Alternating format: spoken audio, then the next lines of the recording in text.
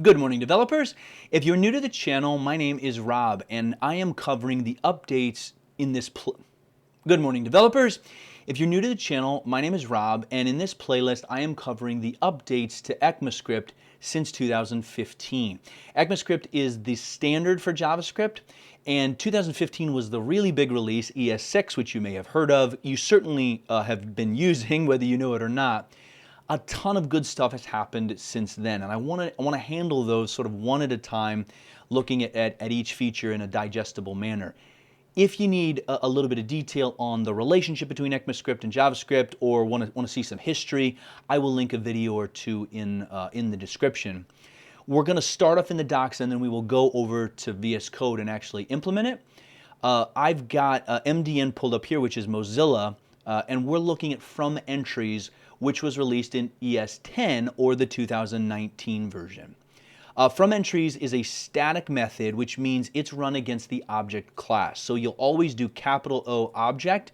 You'll never run this on an object. You'll run it on the object, on the object class. So fromEntries is a static method that will transform a list, which is typically going to be an array, of key value pairs into an object. Let me say up front, this is a utility method. You probably have heard me say this before if you watched my other stuff, but a utility method is a quality of life improvement. This is a function they gave us to make our lives easier. It's not an architecture change. You don't go looking for chances to use this. Maybe you do in the beginning just so you can say you used it, but you'll know if you need it. So just kind of remember that this is out there.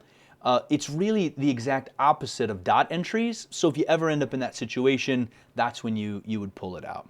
We'll come back to this example in a second, but the syntax here, remember capital O object is what we run it on, dot fromEntries, and we hand it an iterable. And it shows us here an iterable is going to be an array or map. It's usually going to be an array unless you happen to use maps or sets. And it needs to have two things. Index 0 is going to be the key in the new object, and index 1 is going to be the value. What is an iterable? Well, if you click on that link, it will bring you to this page. And I have scrolled down because this isn't about iterable protocols or iteration protocols. You can sure check it out if you want to. But the built-in ones to JavaScript are strings, arrays, typed arrays, maps, sets, and segments. As I said, it's pretty much going to be arrays for most people. You might use it on maps and sets if you use those a lot. Yes, you use strings all the time, but it won't work on strings, and I will show you why in a minute. As I said, it's really the exact opposite of object.entries. Object.entries takes an object and returns an array with the key value pairs. We're doing the exact opposite. We're taking an array of key value pairs and converting it into an object. Again, I'll show you that here in just a second. If we come back over, this returns the new object. It does not mutate the original thing, meaning it's not going to overwrite the variable. It's going to create something entirely new. And real quick, the example they've got is with a map. You can ignore that if you don't use maps. We got an array of arrays. Index 0 has the key, and index 1 has the value. New key, new value, and they've got it down here. So let's hop over to VS Code quick. I have an HTML file with script tags. You can run this in Node. The console is so much prettier in the browser, and more people will be familiar with it. You can certainly use Node if you want to. But let's make an array. We'll do array1 like that, and it will be an array. And let's get a couple arrays here for starters. We'll do name, and it will be Bill. We'll do age, and we'll put in there 30. We'll do job, and we'll put in there architect. And then lastly, we'll do city, and I'll put in here London. Okay, so this is an array, which is an iterable. And the iterable itself has arrays inside of it. This is 0, and this is 1. 0 and 1, 0 and 1, 0 and 1. So we can make const, we'll call it new object.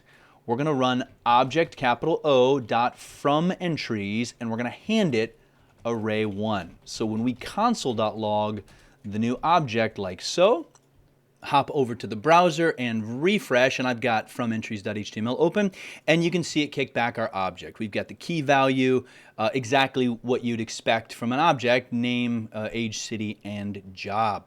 When would you use this? Well, when I typically have used it is if I'm getting data from somewhere else, like a source I don't control or an API, maybe a database that sends it out in a key value pair like this, but in an array. It does happen. The other case, as I said, this is the exact opposite of .entries. And so you might be in a situation where someone has run .entries and kicked out the key value pair. Let me give you an example of .entries quick. Yes, it's a different version of ECMAScript, different method, but it will help. If I do OBJ, and we'll put in here what we've got up there: name, Bill, age of 30. I'll just do the first three, as we don't need to do them all. We'll do lastly job, architect. If I run .entries on this and I console.log object dot entries, remember object capital O, this is a static method, just like that is, and we hand it obj, line 17 is going to be the exact opposite. Well, here, I'll go ahead and throw in city of London, just so that they are actually exactly opposite. Come back over and refresh. Here we get the object itself. Here we get what we started with up at the top, where it's that key value value pair. So you might need it because someone or you have run .entries at some point and you want to get back into object format. That is when it is really useful. And I'll throw that comment in here. Useful for converting a .entries, open close, back into an object.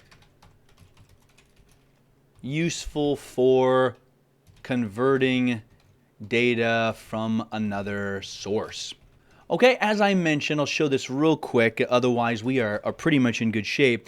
If I make a variable called a string, and we will literally put a string inside of it, that is an iterable. And how do I know that? Well, we can do for, we'll do const letter of a string, and inside here we can console.log the letter.